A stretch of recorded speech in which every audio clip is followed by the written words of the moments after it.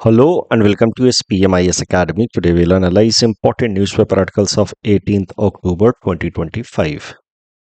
Please note you can download the PDF version of today's newspaper analysis by clicking the link given in the comment section. This is the list of the topics that we'll be covering from today's newspaper. The first topic is about surge in gold price. Important from our syllabus GS paper 3 Indian economy point of view. तो हाल फिलहाल में क्या देखा जा रहा है कि gold के प्राइसेस लगातार बढ़ रहे हैं।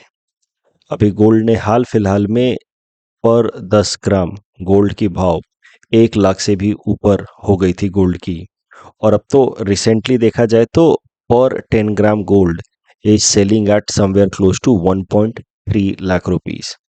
अगर पिछले साल के मुकाबले बात की जाए तो इट इज़ अबाउट 50% हाइयर आज कंपेयर टू लास्ट ईयर। तो मुद्दा यह है कि गोल्ड की प्राइसेस लगातार बढ़ रही हैं, और गोल्ड की प्राइसेस जब बढ़ती हैं तो काफ़ी हद तक चांसेस रहता है कि वो और बढ़ती रहेंगी टू सम एक्सटेंट, क्योंकि गोल्ड से बनी हुई कुछ आइटम्स जैसे कि गोल्ड ज्वेलरी या gold watches, they are categorised as Veblen goods.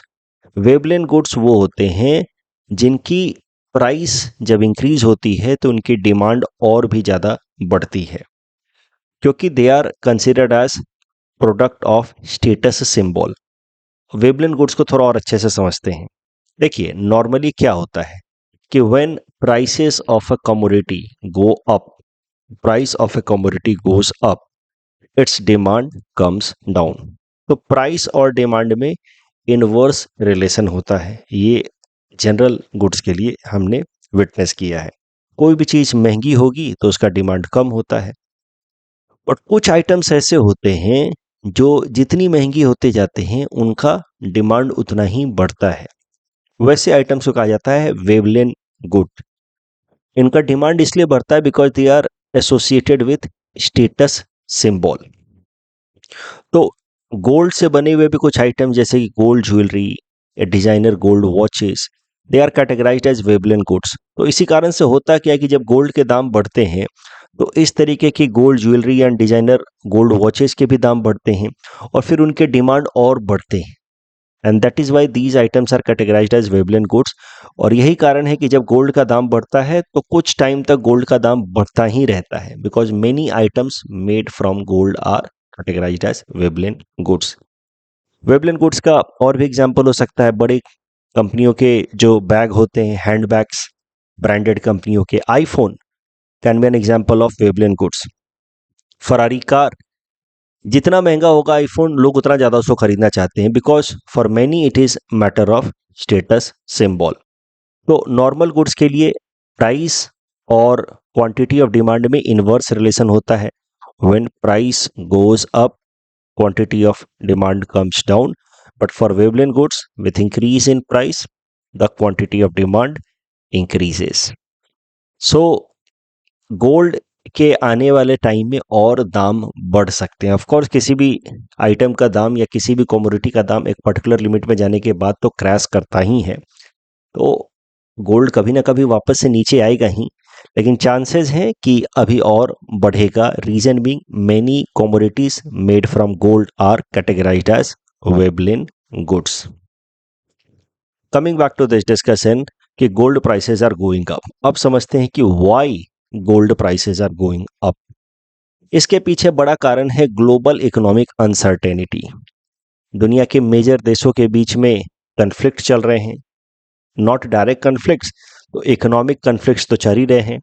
Trade war, tariff war चल रहा है चाइना यूएस के बीच में। यूएस ने रसिया के ऊपर इकोनॉमिक सैंक्शंस लगाए हुए हैं।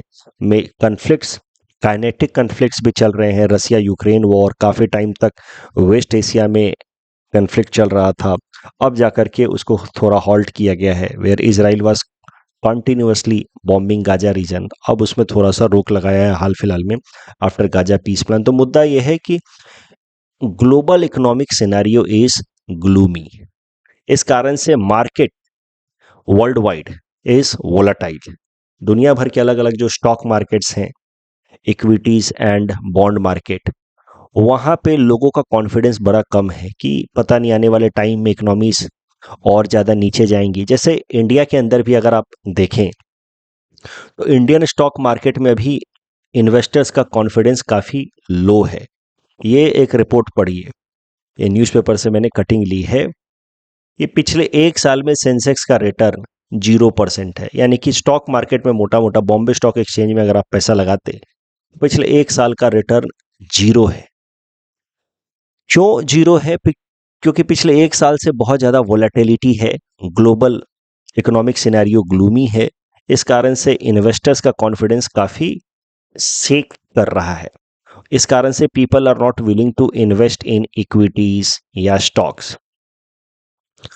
और गोल्ड में इन्वेस्टमेंट बढ़ता है जब लोगों का कॉन्फिडेंस इक्विटीज में और बॉन्ड आइटम्स में डिक्रीज होता है। ये एक जनरल ट्रेंड देखा जाता है कि जब सेंसेक्स ऊपर जाएगा, यानी कि लोगों का कॉन्फिडेंस इन स्टॉक मार्केट बढ़ रहा है, उस टाइम में गोल्ड का दाम थोड़ा नीचे जाता है। और अपोजिट भी देखा जाता है, जब सेंसेक्स नीचे जाता है तो गोल्ड का दाम ऊपर जाता है। क्योंकि जब जब मार्केट में लोगों का कॉन्फिडेंस कम होता है तो लोग एक सेफ इन्वेस्टमेंट ऑप्शन ढूंढते हैं, and gold is considered as a safe investment option. So global economic uncertainty causing market volatility leading to people या investors resorting to safe investment has led to increase in demand of gold that has ultimately led to rise in prices of gold. उसके अलावा interest rates offered by the banks are also low and they are further declining. Banks जो हैं they are also facing economic challenges, financial challenges, और इस कारण से banks are not able to offer higher interest rate. और इस कारण से people are looking for other alternative जहाँ पे उनको हायर रिटर्न्स मिल पाए, and gold is considered to be safe options as far as investment is concern. उसमें कभी आपका पैसा डूबेगा नहीं, प्लस उसका प्राइस हमेशा बढ़ता रहता है। इस कारण से इंटरेस्ट या रिटर्न, या दूसरे शब्दों में कहें तो यील्ड हमेशा अच्छा रहता है। इसी अगर देखा जाए भारत में लोग जो अपनी हाउस होल्ड सेविंग्स हैं वो किन किन फाइनेंशियल इंस्टीट्यूशंस में या इंस्ट्रूमेंट्स में इन्वेस्ट करते हैं, तो सबसे ज़्यादा अभी भी लोग पैसा बैंक सेविंग्स में ही डालते हैं। बैंक डिपॉजिट्स के फॉर्म में या तो सेविंग्स अकाउंट में रखेंगे या तो फिक्स डिपॉजिट करेंगे। अभी भी 35% के आसपास पैसा जो है लोगों की सेविंग्स वो बैंक्स के अंदर ही डिपॉजिट होती है। उसके अलावा दूसरे नंबर पे आता है लाइफ इंश्योरेंस, फिर है provident fund, pension fund. In fact provident fund and pension fund का आजकल टाइम में प्रोपोर्शन थोड़ा बढ़ गया है आज कंपेयर टू लाइफ इंश्योरेंस। उसके अलावा करेंसी में भी लोग रखते हैं, म्यूचुअल फंड में इन्वेस्ट कर रहे हैं। म्यूचुअल फंड का भी इन्वेस्टमेंट रेट लगातार बढ़ रहा है। ये आप ट्रेंड देख सकते हैं कि लोगों का इन्वेस्टमेंट का ट्रेंड जो है वो किन किन एरियाज में बढ़ रहा है, कहाँ कहाँ लोग पैसा डालते हैं जब पैसे की सेविंग्स होती है, और किन किन एरियाज में बढ़ रहा है, कहाँ घट रहा है। यहाँ पे ध्यान देने वाली बात यह है कि लोगों का confidence in the banking deposit is coming down, क्योंकि वहाँ पे उनको अच्छा रिटर्न नहीं मिल रहा है। एंड दैट इज वाई पिछले 2-3 सालों में डिपॉजिट इन द बैंक्स, दो it is still largest as far as household savings investment is concerned, yet deposit in the banks is declining. उस वो इसलिए क्योंकि banks are offering lower interest rate, उतना अच्छा यील्ड नहीं मिल रहा है बैंक डिपॉजिट से, और इस कारण से people are looking for some other investment options and gold is considered to be attractive investment option. तीसरा कारण गोल्ड के प्राइसेस ऊपर जाने के वो है रुपए का कमजोर होना। देखिए हमारे देश में जितनी भी गोल्ड एक साल में खरीदी जाती है उसका 90% अमाउंट जो है वो इंपोर्ट करके मीट होता है, क्योंकि हमारे देश में बहुत ज़्यादा गोल्ड प्रोड्यूस होता है नहीं। हमारे देश में एक ही गोल्ड प्रोडक्शन साइट है वायबल तरीके से मैं कहूँ तो, जो ठीक ठाक सा अमाउंट गोल्ड प्रोड्यूस करता है, और वो साइट है Hutti gold mines in Raichur district of Karnataka. तो लगभग 90% गोल्ड तो हम इंपोर्ट करके मीट करते हैं। और पिछले एक साल में रुपया काफी कमजोर हुआ है डॉलर के मुकाबले। पिछले एक साल में रुपया 82 रुपीज से कमजोर होकर के 89 तक पहुंच गया है। अब जब रुपया कमजोर हो रहा है तो for same amount of gold now we have to pay more price in terms of rupee. मान लीजिए कि 10 ग्राम सोना मान लीजिए पहले $1000 का आता था, मान लीजिए। अब अभी भी $1000 का ही होगा इंटरनेशनल मार्केट में, ऐसा हमने मान लिया कि इंटरनेशनल मार्केट में दाम नहीं बढ़ा। पहले भी $1000 का था, अभी भी $1000 का है, लेकिन पहले चूंकि $1 बराबर 82 रुपीज था, तो हमें 10 ग्राम सोने के लिए 82,000 देना पड़ता। अब $1 बराबर 89 रुपीज हो गया है, तो 10 ग्राम गोल्ड के लिए हमें 89,000 देना पड़ेगा। तो वेन एवर रूपी weakens, the gold price in domestic market will go up because 90% of the gold requirement in India is made through import। तो ये सब कारण है जिस कारण से गोल्ड की प्राइस लगातार ऊपर जा रही है।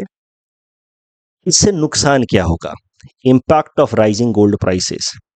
एक और फैक्ट समझ लीजिए कि हमारे देश के अंदर Indian households own about 34,600 tonnes of gold which is close to 90% of India GDP. तो भारत के अंदर लोगों के में गोल्ड को लेकर के बड़ा स्ट्रॉन्ग एपेटाइट है। दो ही ऐसे देश हैं, भारत और चाइना, जहां पे गोल्ड को लेकर के इतना स्ट्रॉन्ग एपेटाइट है। चाइना में gold savings by their households is even higher than that of India. भारत में गोल्ड को लेकर के जो स्ट्रॉन्ग एपेटाइट है, उसके पीछे दो कारण है। एक है फाइनेंशियल, क्योंकि गोल्ड पे अच्छा खासा रिटर्न मिलता है। हम लोग फाइनेंशियल एस्पेक्ट पे ही अभी चर्चा कर रहे हैं कि क्यों लोग गोल्ड में इन्वेस्ट करते हैं, because it is Veblen goods as well as उस पर रिटर्न भी अच्छा मिलता है, डिफॉल्ट नहीं होगा, पैसा डूबेगा नहीं गोल्ड में। भारत में गोल्ड का डिमांड ज़्यादा इसलिए भी है because gold has cultural significance. बहुत सारे त्योहारों में गोल्ड खरीदने का हमारे यहाँ पे रिचुअल है। आज धनतेरस में भी लोग गोल्ड खरीदेंगे।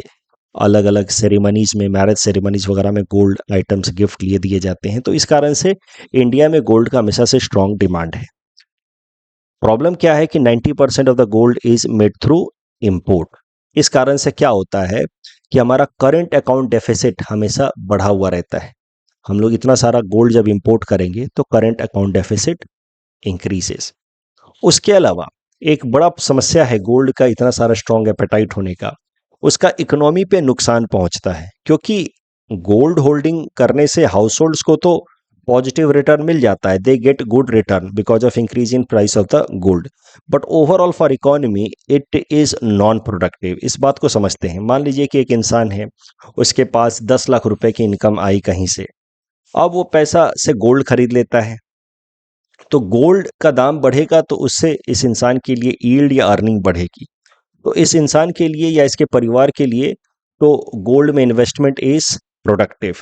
बट गोल्ड में पैसा डालने की बजाय अगर ये पैसा बैंक में डालता या किसी कंपनी के शेयर्स खरीदता, तो उसके थ्रू वो पैसा मोबिलाइज होता इन द इकोनॉमी। वो पैसा फिर कॉर्पोरेट्स के पास जाता, जो मैं वर्चुअल साइकिल सिखाता हूँ इकोनॉमी में। When we put our money in the financial institutions like bank, then through bank the money will go to the corporates will invest that money for creating delta capital, incremental capital. When there will be incremental capital, then only there will be addition to the GDP, which is known as growth plus employment generation। employment generation होगा तो फिर हमारे आपके ऐसे लोगों को और नौकरियां मिलेंगी, and that will lead to virtuous cycle of the economy। but अभी लोग इतना बिगर पिक्चर तो देखते नहीं हैं। एवरीवन सी और analyses situation from their own perspective. उनको लगता है कि गोल्ड में इन्वेस्ट करने से उनको हायर रिटर्न मिलेगा, and that is why they do it. But इसका ओवरऑल इकोनॉमी पे थोड़ा नेगेटिव इम्पैक्ट पहुंचता है। हाल फिलहाल में यही हो रहा है। अभी गोल्ड के प्राइसेस बढ़ रहे हैं, so now households are looking forward to spend more in gold in hope that gold के दाम और बढ़ेंगे। इससे इकोनॉमी को नुकसान हो सकता है। इस टॉपिक डिस्कशन के बेसिस पे प्रीलिम्स प्रैक्टिस क्वेश्चन है। Please attempt this question and submit the answer in the comment section. Next topic is about India and Brazil have agreed to expand trade agreements between India and Mercosur group. समझते हैं detail में इसके बारे में, और भी कुछ नए इंफॉर्मेशन इस आर्टिकल डिस्कशन की मदद से देखेंगे। तो this topic is important from our syllabus GS paper 3 Indian economy point of view. सबसे पहले एक बार क्विकली रिवाइज कर लेते हैं different levels of economic integration के बारे में। यानी कि दुनिया के अलग अलग देश जब आपस में ट्रेड को प्रमोट करने के लिए एग्रीमेंट साइन करते हैं, इसको कहा जाता है इकोनॉमिक इंटीग्रेशन करना। तो वो किस किस तरीके के एग्रीमेंट्स होते हैं, किस किस लेवल के एग्रीमेंट्स होते हैं, वो समझते हैं। देखिए, जो सबसे लोवेस्ट लेवल का इकोनॉमिक इंटीग्रेशन होता है उसको कहा जाता है preferential trade agreement. Preferential trade agreement में मान लीजिए कि दो या दो से ज़्यादा देश आपस में ये एग्रीमेंट साइन कर रहे हैं। So they under preferential trade agreement create a positive list of items. Positive list of items मतलब they identify set of items जिसमें वो ट्रेड लिबरलाइज तरीके से करेंगे, मतलब लोअर इंपोर्ट ड्यूटी चार्ज करेंगे या इंपोर्ट ड्यूटी को पूरी तरह से एग्जेम्प्ट कर देंगे when they are trading amongst each other with respect to those items. Sir, Bharat का मर्कुसर ग्रुप्स के साथ एक प्रेफरेंशियल ट्रेड एग्रीमेंट है। Mercosur group is group of countries in South America. इसके बारे में और डिटेल में देखेंगे मर्कुसर के बारे में आने वाले पेजेस में।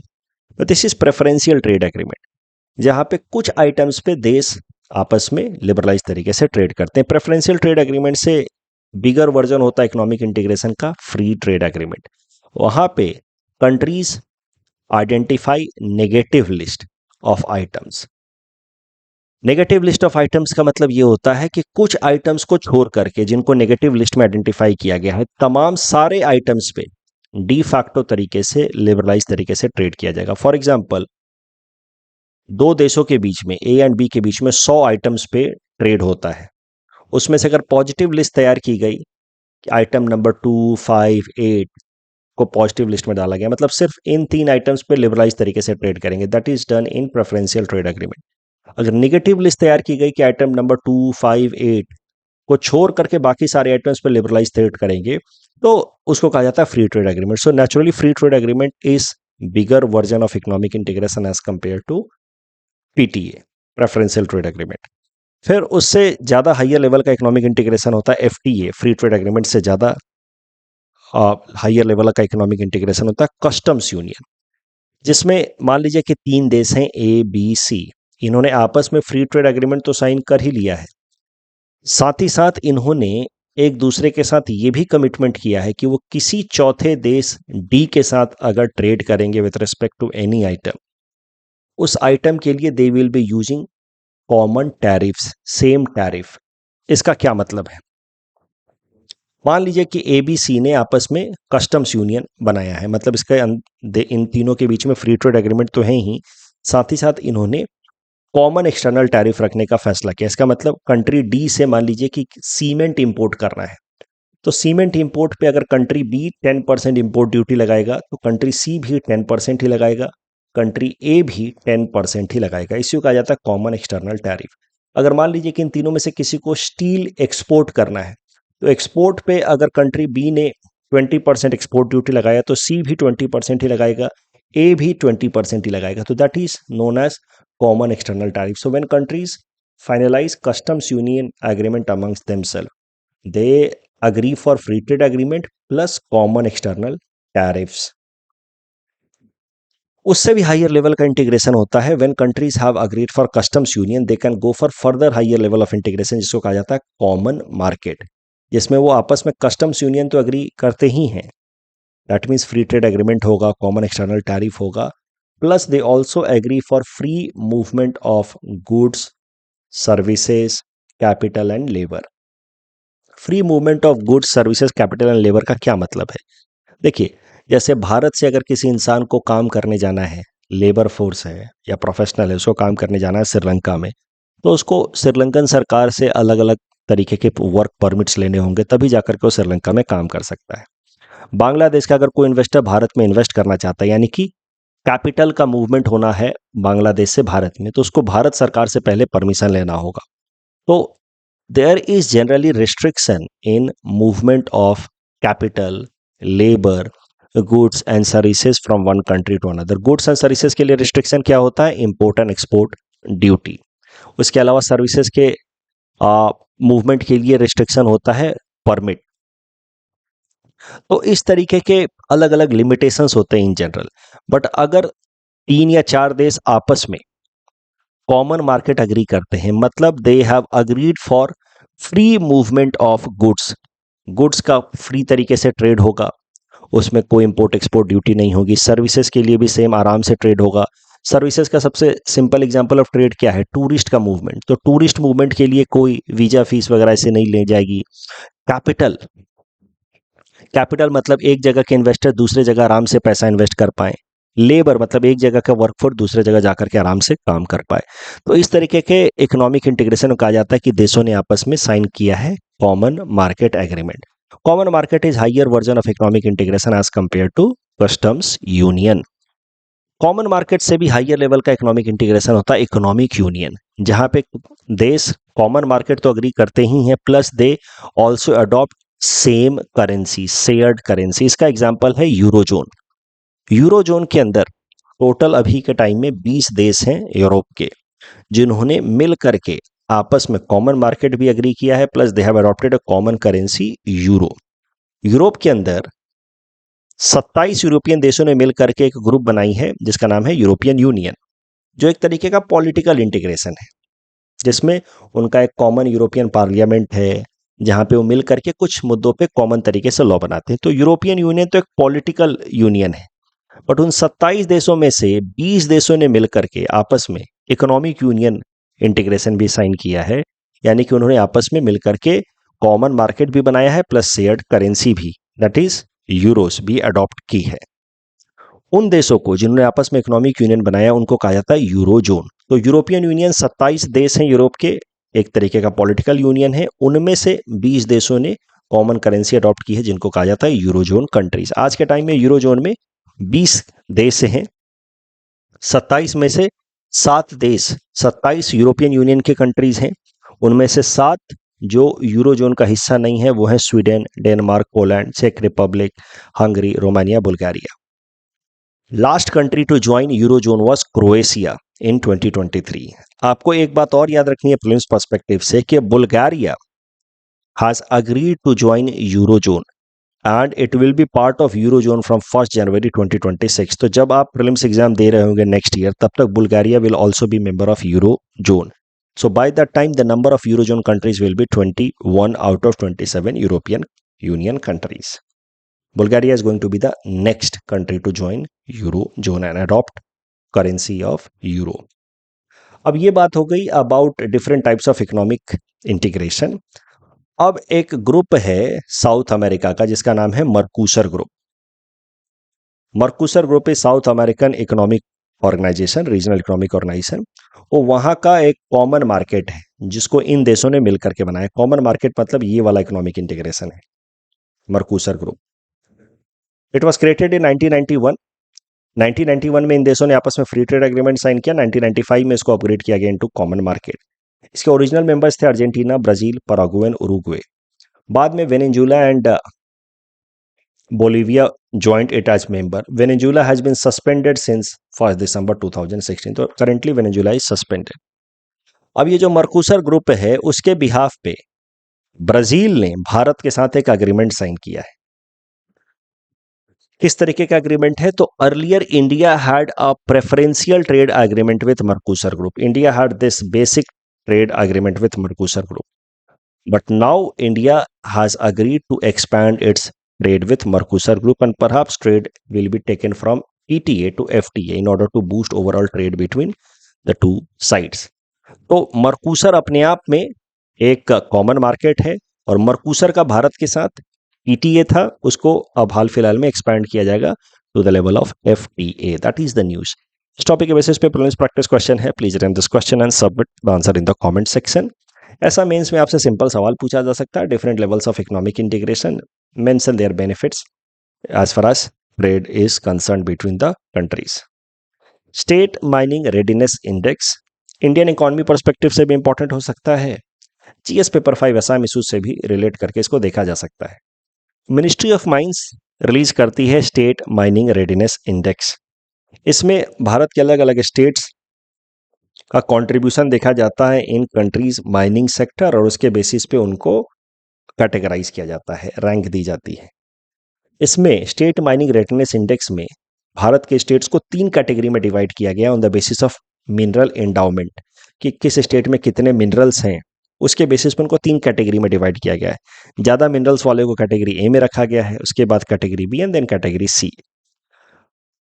अब हाल फिलहाल में जो state mining readiness index release हुई है उसमें Assam has been kept in category B और कैटेगरी बी में Assam has been amongst the top 3 performers. ये आपको फैक्ट याद रखना है from prelims exam point of view कि स्टेट माइनिंग रेडनेस इंडेक्स में Assam is in category B and Assam has been ranked amongst top 3 states in category B under state mining readiness index. इस topic के basis पे prelims practice question है. Please attempt this question and submit the answer in the comment section. Next topic is about Henley passport index. Prelims perspective से important हो सकता है. हो सकता है कभी पासिंग एक छोटा सा सवाल प्रीलिम्स में आ जाए हेनले पासपोर्ट इंडेक्स से रिलेटेड. क्या है हेनले पासपोर्ट इंडेक्स, देखते हैं. इस हेनले पासपोर्ट इंडेक्स के अंतर्गत दुनिया भर के देशों को रैंकिंग दी जाती है on the basis of travel freedom to their citizens.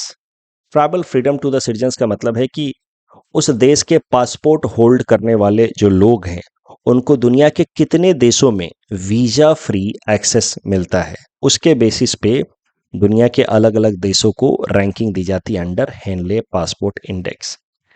Henley passport index is published by consultancy firm जिसका नाम है Henley and partners and it uses data released by International Air Transport Association. उस data के basis पे ये consultancy firm Henley passport index release करती है. दुनिया के 199 तरह के पासपोर्ट होल्डर्स को इसमें रैंक दिया जाता है on the basis of their accessibility to different countries in visa free manner. साल 2025 का हेनले पासपोर्ट इंडेक्स रिलीज हुआ है. फिलहाल में 15 अक्टूबर के आसपास रिलीज हुआ है. उसमें हर साल की तरह इस बार भी Singapore has been on top. यानी कि सिंगापुर टॉप पे है. क्यों टॉप पे है सिंगापुर? बिकॉज सिंगापुर का अगर आप पासपोर्ट होल्ड करते हैं, इफ यू आर ए सिंगापुरी citizen and you hold Singapore passport, तो आपको दुनिया के 193 डेस्टिनेशंस में वीजा फ्री एक्सेस है. That is why Singapore passport is consider to be the strongest one. इसीलिए हेनले पासपोर्ट इंडेक्स में इसको रैंक 1 है. भारत के रैंक की बात की जाए तो it has drop to 85th in Henley passport index 2025. Bharat के जो पासपोर्ट होल्डर्स हैं we can have visa free access to about 57 destinations. Henley passport index पे प्रीलिम्स प्रैक्टिस क्वेश्चन है. Please attempt this question and submit the answer in the comment section. UNSC से related जो प्रश्न था उसमें पहला statement गलत है. यूएनएससी के जो मेंबर्स हैं उनका डायरेक्टली मेंबरशिप नहीं मिल जाता यूएनएचआरसी में. तो first statement is wrong but second is correct. ये तो सिंपल सा था. Excitement and relaxation of electrons in metal ions release to colours in firework. Again यहाँ पे nitrogen tetroxide will be the fuel inside Vikas engine. That's all from our side for today. Thanks for watching.